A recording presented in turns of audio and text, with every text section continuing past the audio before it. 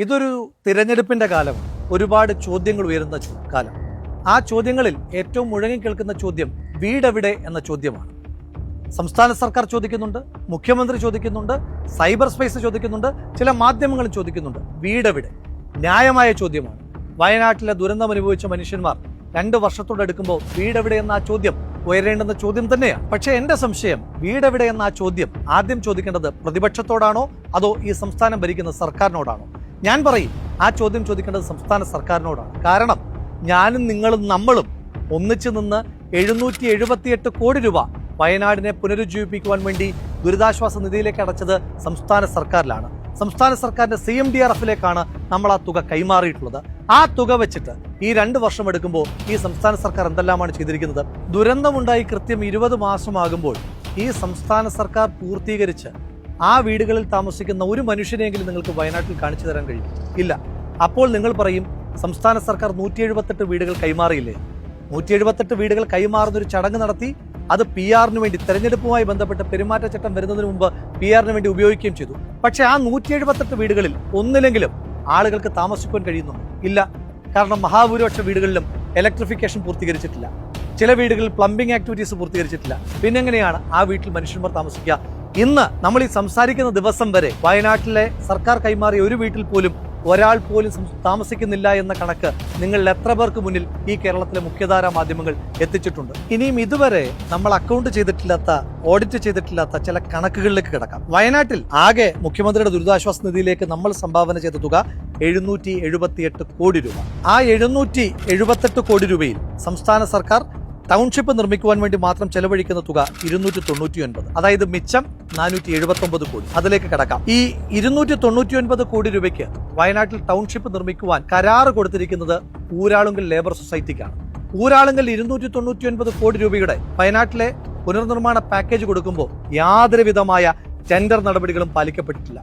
നമ്മൾ അപ്പോഴൊന്നും ചോദിച്ചിട്ടില്ല, ഇതിനകത്ത് അഴിമതിയില്ലേ, എങ്ങനെയാണ് ടെൻഡർ ഇല്ലാതെ 299 കോടി രൂപ ഊരാളുകളിൽ കൊടുക്കുന്നതെന്ന ചോദ്യം നമ്മൾ ചോദിക്കാത്തത് ഒരു ദുരന്തത്തിന്റെ സമയത്ത് ചില ആളുകൾ സൂചിപ്പിക്കുന്നത് പോലെ ശവത്തിൽ നിന്ന് മോട്ടിക്കുന്ന പണി ഈ സർക്കാർ കാണിക്കില്ല എന്ന നമ്മുടെ തെറ്റിദ്ധാരണ കൊണ്ടാണ്. ഇനി ആ കണക്കിലേക്ക് തന്നെ നമുക്ക് പോകാം. നിങ്ങൾക്കൊരു കാര്യം അറിയും, വയനാട്ടിൽ ആ ദുരന്തത്തിൽ മൊത്തം എത്ര മനുഷ്യന്മാർ കൊല്ലപ്പെട്ടിട്ടുണ്ട് എന്നോ ആകെ എത്ര മനുഷ്യന്മാരെയാണ് കാണാതെ പോയതെന്നോ ഉള്ള കൃത്യമായ ഒരു കണക്ക് ഇന്നത്തെ ദിവസം വരെ സംസ്ഥാന സർക്കാരിന്റെ കയ്യിലില്ല.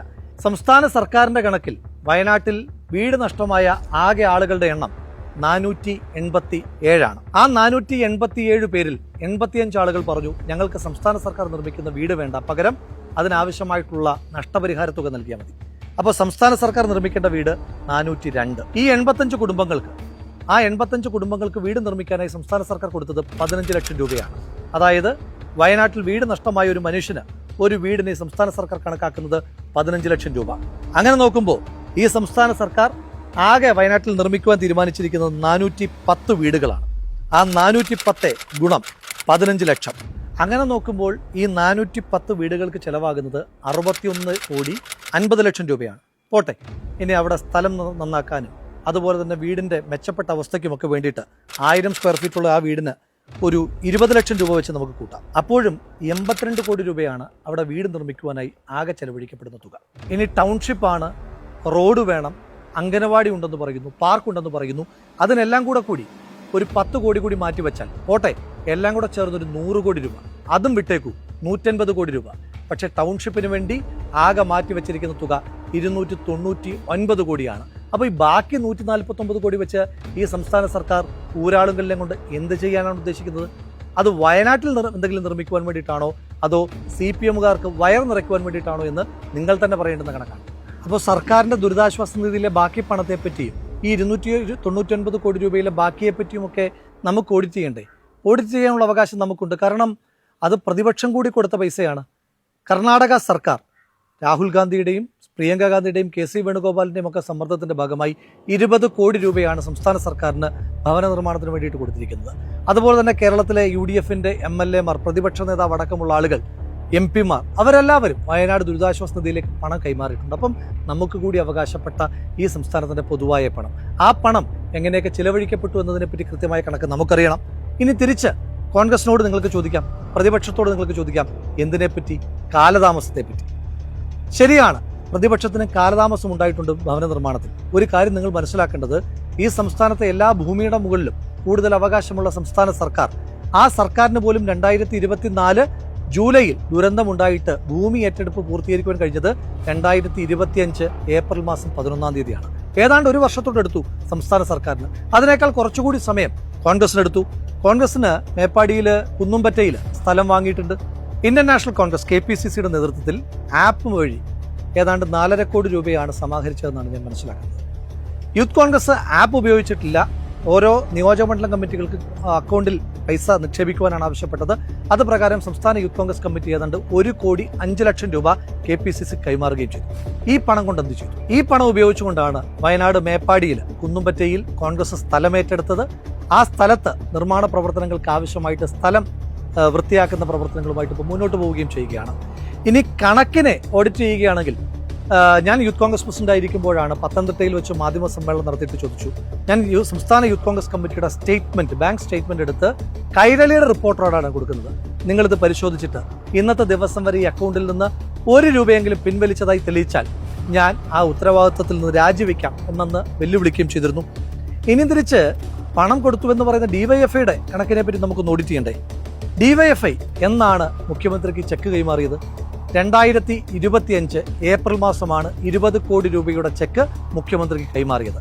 അതായത് 2025 ഏപ്രിൽ മാസം DYFIക്ക് 20 കോടി രൂപ അവരുടെ അക്കൗണ്ടിലേക്ക് എത്തി. അതുകൊണ്ടാണല്ലോ സംസ്ഥാനത്തിന്റെ മുഖ്യമന്ത്രിക്ക് ചെക്ക് കൈമാറുവാൻ കഴിയുന്നത്.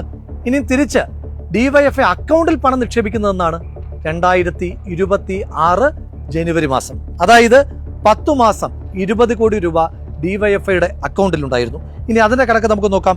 20 കോടി രൂപ നമ്മുടെ നാട്ടിലൊക്കെ ശരാശരിയുള്ള ഒരു പലിശ ഉണ്ടല്ലോ, 7%. 7% വെച്ച് പലിശ നോക്കിയാൽ തന്നെ 20 കോടി 10 മാസം അക്കൗണ്ടിൽ കിടക്കുമ്പോൾ ഏതാണ്ട് 1,16,00,000 രൂപ DYFIക്ക് കിട്ടിയിട്ടുണ്ട്. ആ 1,16,00,000 രൂപ വെച്ച് DYFI എന്താ ചെയ്തത്? അതിനെപ്പറ്റി നമുക്ക് ഓഡിറ്റ് ചെയ്യണ്ടേ? അപ്പോൾ നമുക്ക് ഓഡിറ്റുകൾ വേണം. കാലതാമസത്തെ പറ്റി ഓഡിറ്റ് ചെയ്യണം, കിട്ടിയ പണത്തെ പറ്റിയും ഓഡിറ്റ് ചെയ്യണം. ആ ഓഡിറ്റ് ചെന്നെത്തുക സംസ്ഥാന സർക്കാരിലേക്കായിരിക്കും.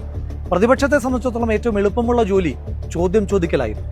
പക്ഷേ UDF പ്രതിപക്ഷമായിരിക്കുമ്പോൾ ചോദ്യം ചോദിക്കുകയല്ല, എന്തുകൊണ്ട് വീട് വൈകി, എന്തുകൊണ്ടാണ് നിങ്ങൾ വീട് നിർമ്മിക്കാത്തത് എന്ന ചോദ്യം ചോദിക്കുന്നതിന് പകരം ഞങ്ങൾ ചെയ്തത്, UDF ചെയ്തത്, ഞങ്ങൾ കൂടി സംസ്ഥാന സർക്കാരിനോടൊപ്പം നിന്ന് വീട് നിർമ്മിക്കാം, വയനാടിനെ പുനരുജ്ജീവിപ്പിക്കാം, ഈ നാടിനെ ചേർത്ത് പിടിക്കാമെന്നാണ്. അങ്ങനെ കൺസ്ട്രക്റ്റീവായിട്ടുള്ള, അങ്ങനെ പ്രൊഡക്റ്റീവായിട്ടുള്ള, പ്രോഗ്രസീവായിട്ടുള്ള ഒരു പ്രതിപക്ഷത്തെ ഇങ്ങനെ ഓഡിറ്റ് ചെയ്തുകൊണ്ടേയിരിക്കുന്ന സമയത്ത് നിങ്ങൾ സംസ്ഥാന സർക്കാരിനോടുള്ള ചോദ്യങ്ങൾ മറന്നു പോകാതിരിക്കുവാൻ പ്രത്യേകം ശ്രദ്ധിക്കണം. വല്ലാതെ ഉത്സാഹം കാണിക്കുന്ന ചില മാധ്യമങ്ങളോട് ചോദിക്കുന്നു, നിങ്ങൾക്കും ഉണ്ടായിരുന്ന കമ്മിറ്റ്മെന്റ്, നിങ്ങളും വയനാട്ടിൽ ടൗൺഷിപ്പുകളെ പറ്റിയിട്ടൊക്കെ പറഞ്ഞിരുന്നു, ആ ടൗൺഷിപ്പുകളുടെ പണി എന്തായി എന്ന് കൂടി നിങ്ങൾ തന്നെ ഒരു ആത്മപരിശോധന നടത്തണ്ടേ? ചോദ്യങ്ങൾ ഉണ്ടാകണം, ഉത്തരങ്ങളും വേണം. പക്ഷെ ചോദ്യങ്ങൾ പണം വാങ്ങി ഏകപക്ഷീയമാകരുത്, സംസ്ഥാന സർക്കാരിന് വേണ്ടിയിട്ടുള്ളതാകരുത്. നമുക്കൊരുമിച്ച് സർക്കാരിനോട് ചോദിക്കാം, ഒപ്പമുള്ള ചോദ്യങ്ങൾ പ്രതിപക്ഷത്തോടും ചോദിക്കാം. ചോദ്യങ്ങൾ ചോദിച്ച് തന്നെ നമുക്ക് ഈ തെരഞ്ഞെടുപ്പിനെ നേരിടാം.